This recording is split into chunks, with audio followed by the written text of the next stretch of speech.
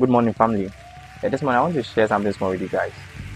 Let's do something from Romans chapter 12, verse 1. Paul was saying something there. He says, I'm reading from the ESV version. He says, I appeal to you, therefore, brothers, by the mercies of God, to present your bodies as a living sacrifice, holy and acceptable to God, which is your spiritual worship. Which is your spiritual worship. So over here is like a definition of Paul was defining what a true worship is.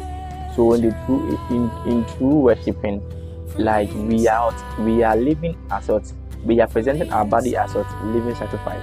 That is, we are setting apart for God. Do we get it? Holy and acceptable to God. Do you get it? Which is your spiritual worship. So you see over here, Paul was not referring to unbelievers. He said, I appeal to you, therefore, brothers. Meaning the term, some other versions use brethren. And then brethren is used for the Christian brothers, you get it? So this message is actually to believers. Do you get it? So Paul was pleading. The other version says, I beseech you therefore. So Paul was pleading with we Christians that you see, as we say we are Christians and we are living for God, then we must present our body as a living sacrifice. We must also make sure we are living the holy life, because we must work out our salvation, because we must grow in the faith. Do you get it? And also acceptable to God. This is what a true worship means. Setting yourself apart, not being the church, crying, doing all those things. No, that is not the spiritual worship. This is what the spiritual worship. And then you must set it. You see, when people are doing certain things, when the word are discussing, it is not applied to you. No, you are not part of it. It's not applied to you.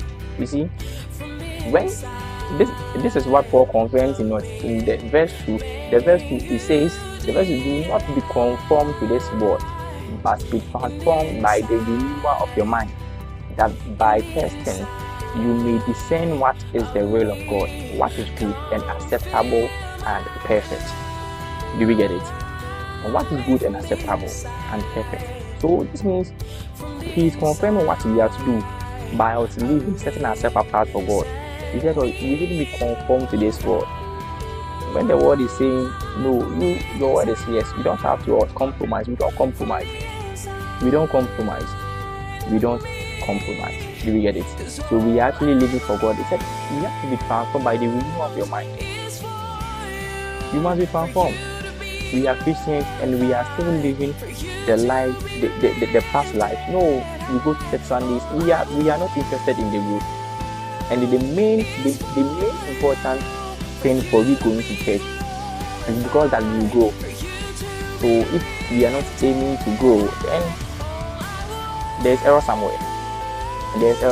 By the testing. So this means once by the testing, this means once you are being renewed, you must be tested. That is where the trials will come in. Yeah, that indeed have you been renewed the mind? You get it? So that is where the trials will come in. So this is where most of the Christians, most Christians just go back to the past life, because 1-2 trials and then they give up. No, you don't have to give up. You must persist. The endurance is part. You see, the endurance is actually part of the fruit of the spirit. When you read Galatians chapter 5 verse 22, it talks about long suffering. Long suffering is part of the persistence. So if we say that we are Christians and the Holy Spirit, born again Christians, and the Holy Spirit lives in us, it means we must not. This fruit of the spirit must be better in us. That we must not. We must yield to long suffering, to endurance. We must actually yield to it. So if we are not yielding to it, then we are not doing our part to grow.